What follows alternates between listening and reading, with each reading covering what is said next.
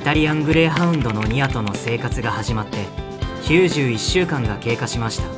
今週ちょっと不審な出来事がありました。仕事を終えて帰宅したところ、20代から30代くらいの男性2人に声をかけられたんです。作業服を着ていて、近くで建て替え工事をするので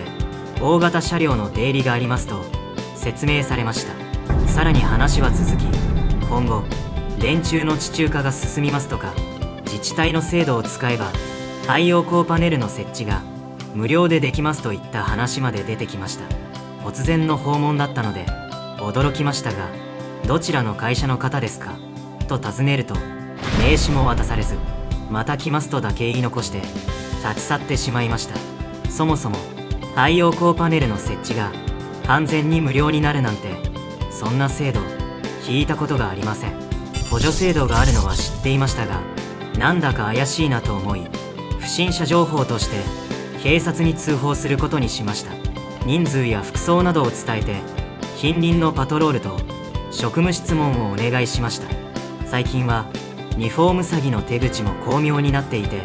市役所と連携しているなどと偽り、公的機関を装って信頼させる例もあるそうです。災害の直後に保険で対応できると言いながら高額な契約を結ばせるような手口も報告されています。夏休みやお盆で家を空ける機会も増える時期です。皆さんもどうか見知らぬ訪問者にはご注意ください。ちょっとした違和感がトラブル回避の鍵になるかもしれません。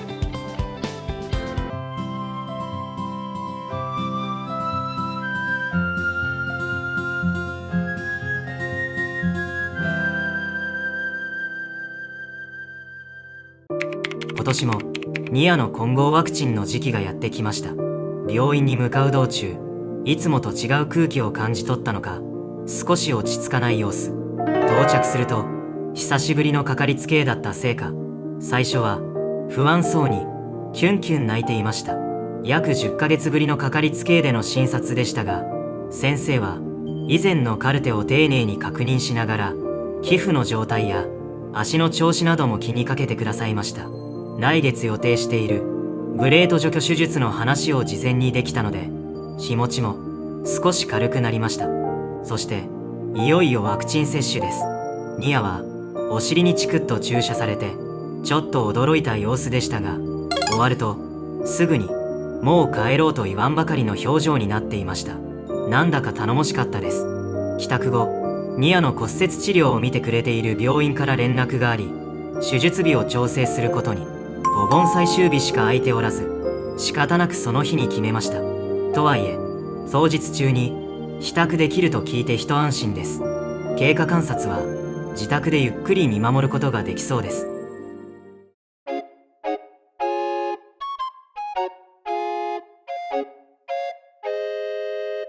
いよいよ待ちに待った夏休みが始まりました。桃狩りに海水浴、シュノーケリングにキャンプと、今年も楽しみが盛りだくさん。準備を進めているうちに、なんだか心も足取りも軽くなってきました。この日は久しぶりにシュノーケリング用の機材をチェックすることに。確認してみると、一部のゴーグルやフィンが傷んでいたり使えなくなっていたりしていて、これは海で怪我をする前に買い替えておこうと決めました。特にシュノーケリングは油断すると岩場で足を切ってしまうこともあるので、できるだけ自分の体にフィットした装備を揃えるようにしています。そんな風に機材を広げて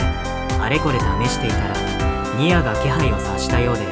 近寄ってきました。久しぶりに海の匂いを思い出したのか、マスクをクンクン嗅いだり、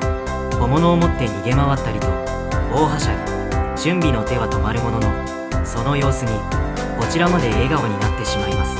一方でここ数年の海は少しずつ変化していて、海水温の上昇によりサンゴの発火やこれまで見かけなかった熱帯魚が姿を見せるようになりました。海は空気中の二酸化炭素を吸収してくれる存在ですが、その結果として酸性化が進み、